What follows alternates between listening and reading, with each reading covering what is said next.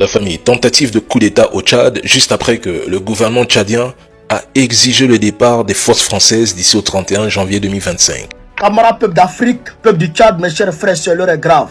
Nous apprenons à l'instant qu'il y a des tirs en ce moment même à l'intérieur et aux abords de la présidente de la République du Tchad. Les amis, l'information vient de tomber. L'information vient de tomber. Urgent, vraiment, coup d'État au Tchad, vraiment, le coup d'État, il est en cours vraiment à la capitale N'Djamena, voilà, au Tchad.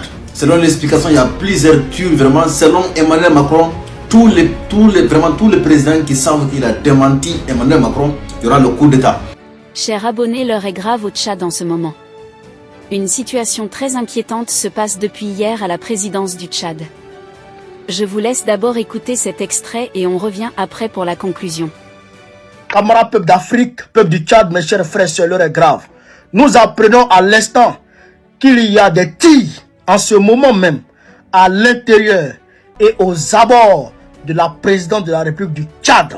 Je répète, aujourd'hui on est le 8 janvier 2025. Il est à ma montre 20h37 à ma montre. Nous apprenons, chers camarades d'Afrique, qu'il y a des violents tirs, des douilles même, à l'intérieur de la présidente de la République du Tchad et aux abords de la présidente de la République du Tchad. Jusque-là, la situation est confuse. On ne sait pas qui attaque qui, on ne sait pas qui est victime de quoi. On ne sait pas combien de victimes, on n'a pas encore d'informations à ce niveau-là. Mais ce qui est sûr et certain, c'est qu'actuellement là, il y a des tirs au niveau du Tchad, aux abords de la présidence et aux alentours de la présidence de la République. Ils sont en train de s'allumer. Camarades d'Afrique, qu'est-ce qui se passe? Je vous ai dit ici, pour vous qui me suivez depuis très longtemps, que quand il y a une situation qui tombe en politique, il faut regarder le passé proche et le futur proche. Dans le passé proche, on voit que Déby Kaka a pris la décision souveraine de dégager les forces françaises du Tchad. Ça, c'est les faits. Ça, c'est les faits. Et en plus de cela, Macron agacé par les critiques sur la toile et dans les médias, faisant état de la débâcle de la politique française en Afrique. Alors, il est sorti pour dire que ils ne sont pas chassés, que eux, ils sont en accord avec les États africains et que c'est après discussion et que certains États africains ne veulent même pas de leur retrait. Mais eux, ils leur demandent de le faire. Ils leur demandent de le faire et c'est souvent eux, comme ils sont polis, ils laissent la primauté à ces chefs d'État-là de dire ce qu'ils doivent dire, c'est-à-dire de leur demander de partir. Sinon, en réalité, ils ne sont pas chassés. Et après, juste après, le même jour, Déby Kaka lui-même est sorti en personne pour dire que Macron ne respecte pas les Africains et que Macron méprise l'Afrique et les Africains et qu'il n'est pas d'accord avec ça et que ce temps est révolu. Donc, il a dit que c'est une décision souveraine. C'est une décision souveraine du Tchad de chasser, de demander à l'armée française de partir puisqu'ils ont rompu les accords militaires. Est-ce que Déby Kaka est victime de son engagement panafricaniste pour le Tchad? Est-ce que Déby Kaka est victime de son engagement souverainiste pour le Tchad? La question reste posée. Qu'est-ce qui se passe? Qui est en train d'attaquer Déby Kaka? Parce que s'il y a des tirs au niveau de la présence, c'est que c'est un coup d'État en cours. C'est une tentative de coup d'État. Qui veut lui faire ça? Qui veut le faire tomber? Chers camarades d'Afrique, on doit réfléchir. Et en attendant les informations, d'autres informations, on est en droit de réfléchir et de se poser les bonnes questions. Qui attaque Déby Kaka? Qui attaque Déby Kaka?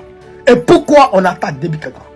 Réfléchissons, cherchons à comprendre qu'est-ce qui se passe chez les camarades d'Afrique. Car l'heure est grave. C'est ce que je voulais vous dire sur ce. Vive l'Afrique libre, vive le panafricanisme, Vive tous les présidents panafricains. La famille, tentative de coup d'État au Tchad juste après que le gouvernement tchadien a exigé le départ des forces françaises d'ici au 31 janvier 2025. Coïncidence? Non.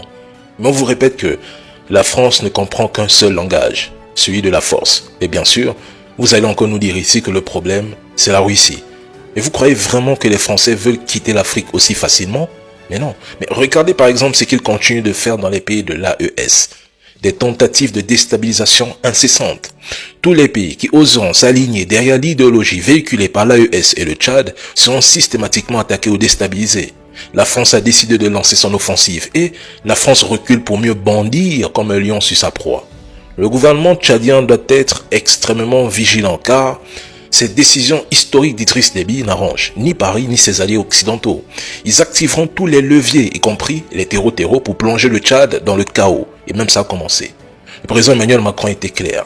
Quiconque remet en cause le narratif français en Afrique sera considéré comme un ennemi. Il ne s'agit plus d'une guerre discrète, mais d'un affrontement ouvert et réel. L'AES doit redoubler de vigilance et le Tchad doit prendre des mesures drastiques. Leur objectif reste inchangé. Reprendre le contrôle total du Sahel coûte que coûte, et Idriss Déby a montré qu'il veut définitivement couper les ponts avec la France, bien que c'est cette élite française qui l'a adoubé. C'est un fait. Mais juste après le discours du président Macron, une tentative de coup d'État éclate. Pourquoi pas il y a 3 mois, mais aujourd'hui? Et si c'était un complot qui visait à infiltrer l'AES, Macron n'aurait jamais dit que c'est lui qui est au cœur de ces décisions de retirer les troupes françaises. Sans pas naïf, il a voulu s'aimer le doute concernant le Tchad. L'objectif de Macron, c'est de nous amener à douter de la sincérité de Déby, et si le peuple doute, il sera très facile de le déstabiliser. Chers abonnés, comme vous avez suivi dans l'extrait, les individus mal intentionnés ont essayé de déstabiliser le gouvernement de Mahama Déby. Mais, le porte-parole du gouvernement tchadien a annoncé que la situation est totalement maîtrisée, après une tentative de déstabilisation. 19 personnes sont mortes, dont 18 assaillants. Un commando lourdement armé a attaqué, mercredi soir, le palais présidentiel tchadien dans la capitale N'Djamena, avant d'être décimé. La situation est totalement maîtrisée. Toute cette tentative de déstabilisation a été éradiquée, a déclaré Abderrahmane Koulamala, le porte-parole du gouvernement tchadien et ministre des Affaires étrangères, dans une vidéo publiée dans la soirée sur Facebook. Sur les 24 personnes que comptait le commando, il y a eu 18 morts et 6 blessés, et nous déplorons un mort, 3 blessés dont un grièvement, a-t-il ensuite précisé à l'AFP.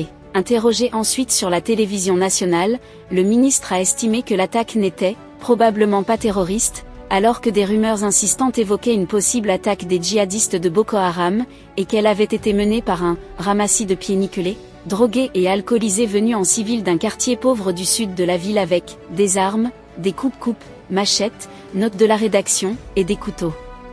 Débarqués d'un camion remorque devant le palais présidentiel, ils ont poignardé les 4 gardes présents. Parmi les blessés, 2 sont dans un état grave, a indiqué le ministre. Les assaillants ont ensuite pénétré dans la présidence, puis un autre garde a tiré pour donner l'alerte et ils ont été très facilement maîtrisés, a ajouté Abderrahmane Koulamala. Selon lui, ils avaient avec eux de petites bouteilles, remplies d'alcool, de type whisky, et les 6 survivants sont complètement drogués. Alors que certaines sources sécuritaires avaient parlé dans un premier temps d'un commando lourdement armé, Abderrahmane Koulamala a souligné que les assaillants n'avaient en fait aucune arme de guerre avec eux.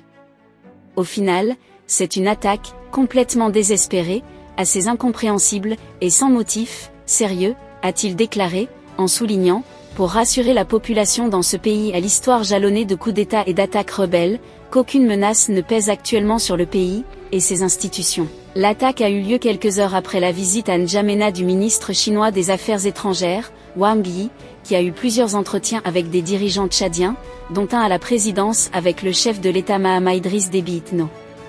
Des tirs nourris ont été entendus pendant près d'1 heure dans les quartiers proches de la présidence, avant de cesser vers 20h50, ont constaté des journalistes de l'AFP.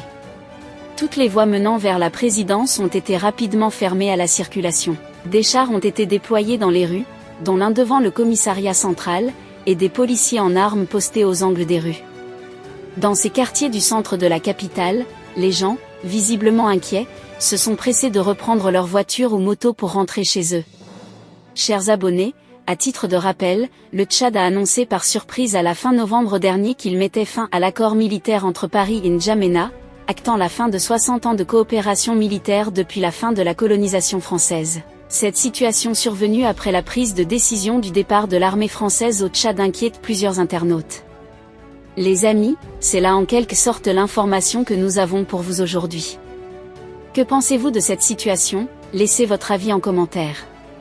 Si vous avez trouvé la vidéo intéressante, cliquez sur j'aime et partagez à vos amis. Mais n'oubliez pas de vous abonner et de cliquer sur la cloche de notification pour ne pas rater mes prochaines vidéos.